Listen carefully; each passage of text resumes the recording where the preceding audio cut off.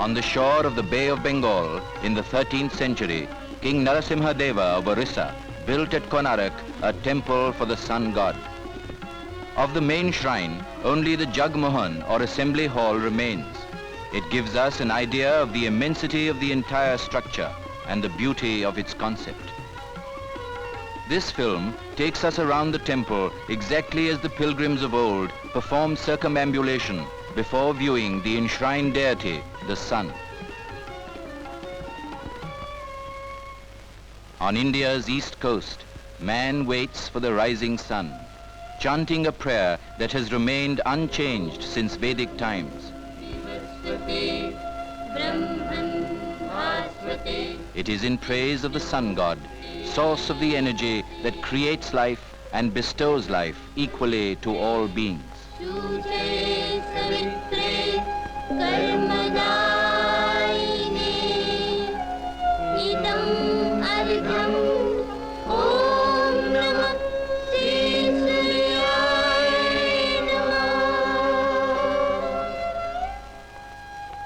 As night dissolves in the light of day, the trek of pilgrims begins. They make their way on foot and on bullock cart to the mighty temple of Konark, which embodies the sun's radiance.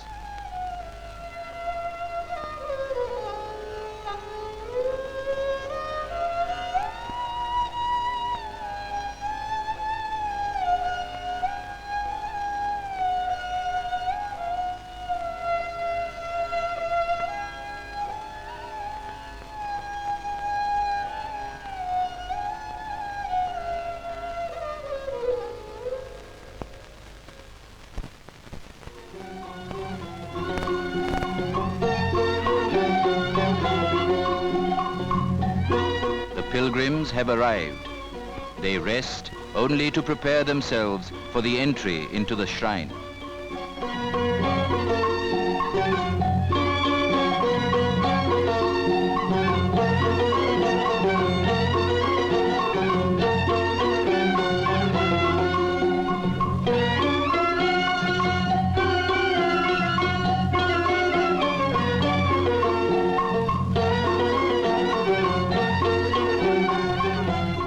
Above the main door were once these 9 planets.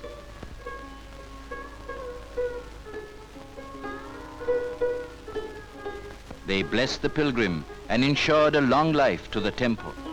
Benign and fierce, good and evil, they are the masters of time and space, the molders of destiny.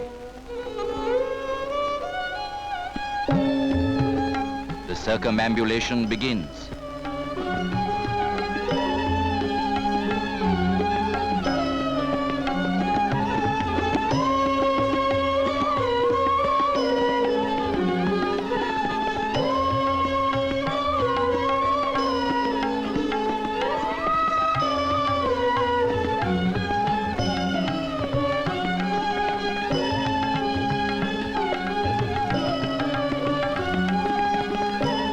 Round and round they will go, performing an age-old ritual before viewing the enshrined deity, Surya Deva, the sun god.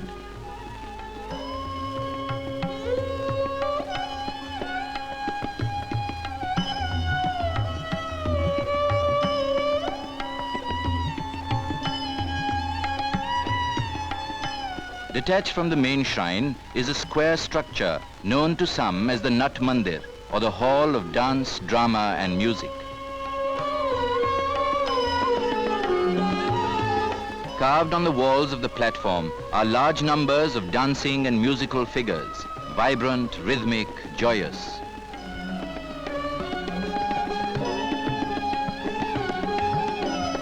Life is here depicted in all its varied aspects, as myriad as the colors and tones of the sun's radiation. It is the sculptor's rendering of the abundant and vital creative force of Surya, who resides within the walls of the temple.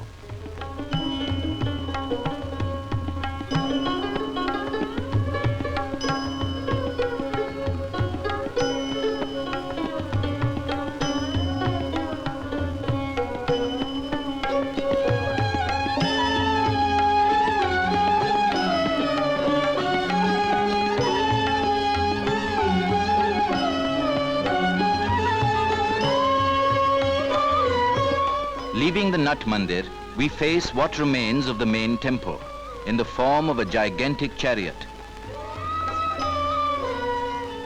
The chariot symbolizes the solar cycle over a year. The 12 pairs of wheels are the 12 months, one wheel for the dark and the other for the bright half of each lunar month.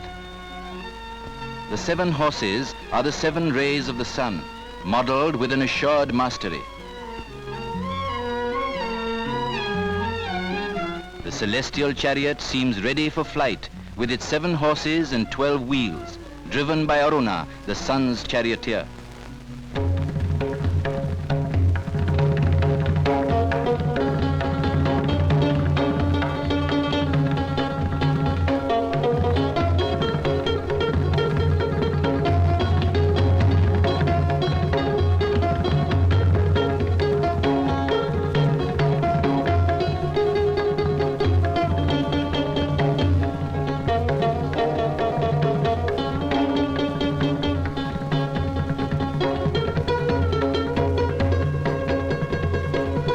The illusion is complete.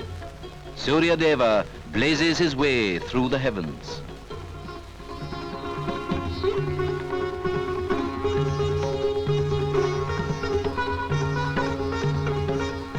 The wheels of the chariot are not just beautifully carved, but infused with a deep significance. Each lotus-centered wheel, with its 8 major and 8 minor spokes, represents the revolving sun wheel, encompassing time and space.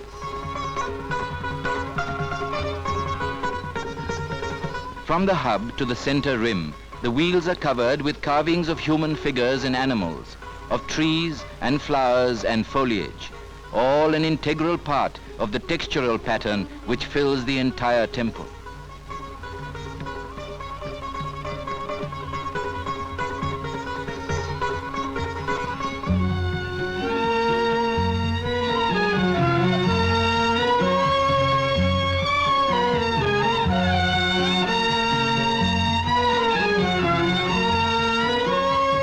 In whichever direction the eyes turn, there is a remarkable continuation of the same theme, executed with the same exquisite sensitivity.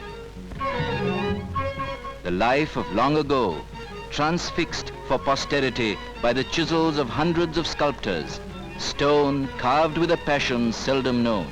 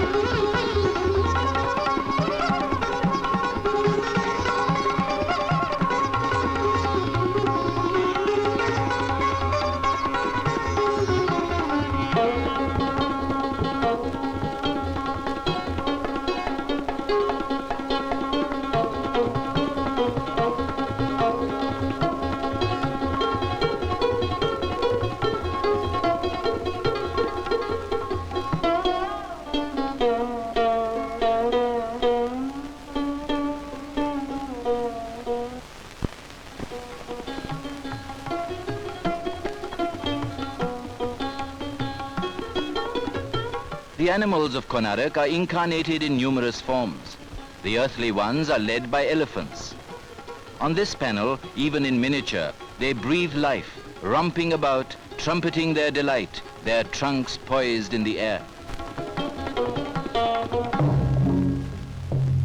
In life-size, however, the elephants have an immortal grandeur, for they were once the guardians of the northern gate.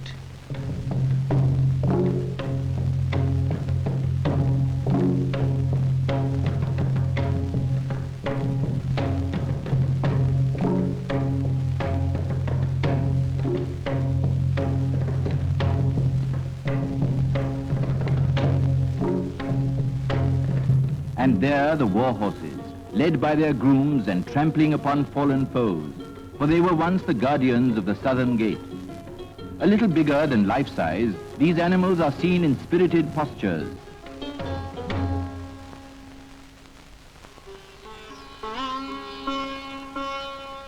Looking up at the Temple of the Sun, often described as the Black Pagoda, we are humbled by its colossal scale. Konark represents the great culmination of temple architecture in Orissa.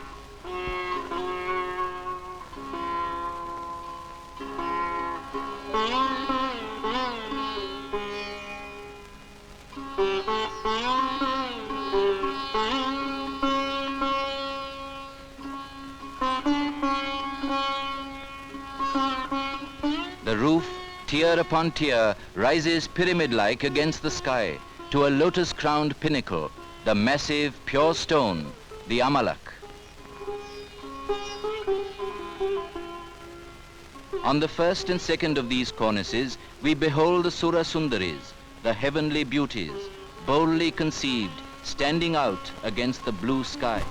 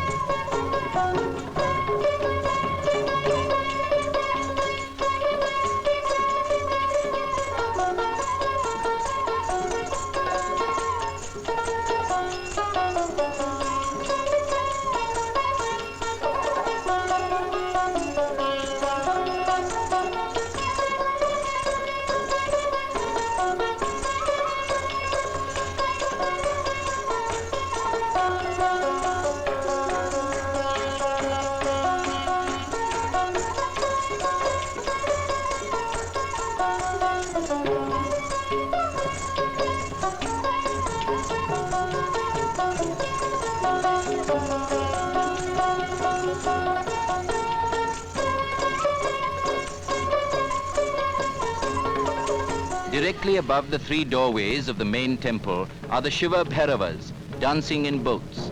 Shiva manifest as the terrible destroyer.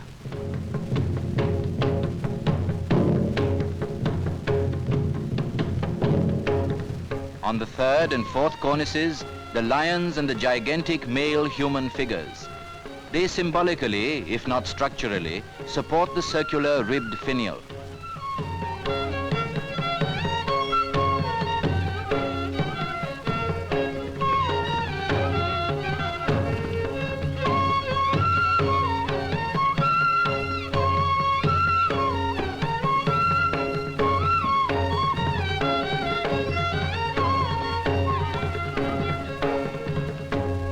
There are three shrines buttressed on the temple. The southern shrine with an image of the sun. High boots cover his legs. He wears a cloth of delicately figured muslin. His earrings, necklace, sacred thread and girdle are all beautifully wrought. No detail of the composition escapes the master sculptors of the 13th century.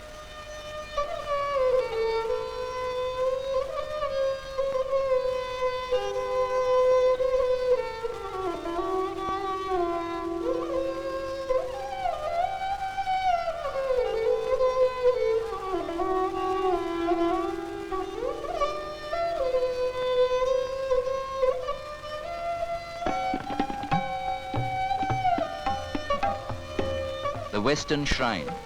The image here is much the same iconographically.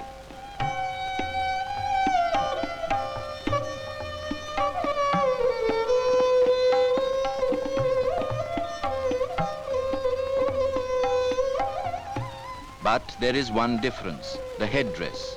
It is an intricately wrought crown.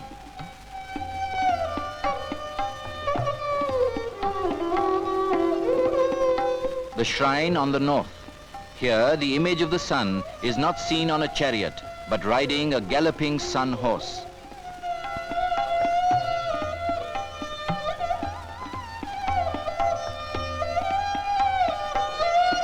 We now stand before the main temple door.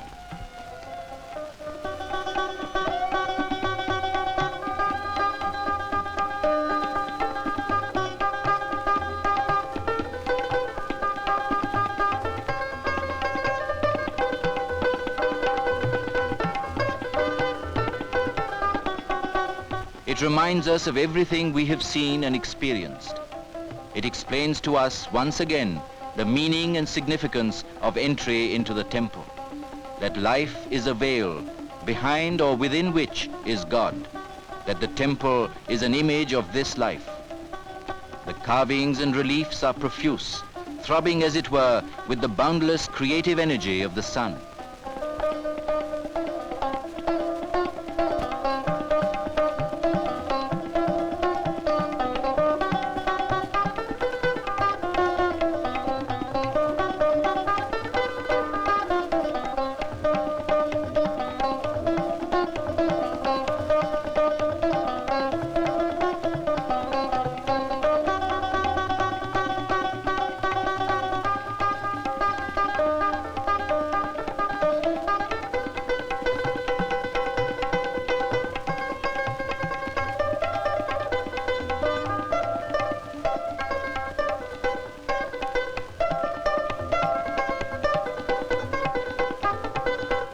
The supreme moment of the Darshana, the viewing of the enshrined deity, has arrived. The pilgrim enters the Garbhagriha, the sanctum sanctorum.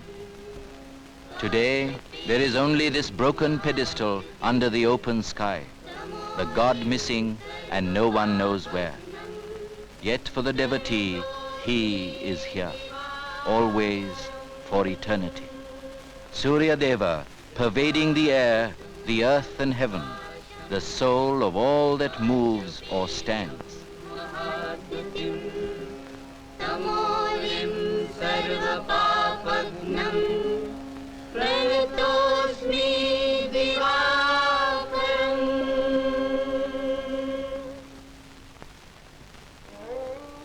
We retrace our steps, take leave of the temple of Konark. Living men have touched, as it were, the bodies of the gods, paid homage to the maker of the day.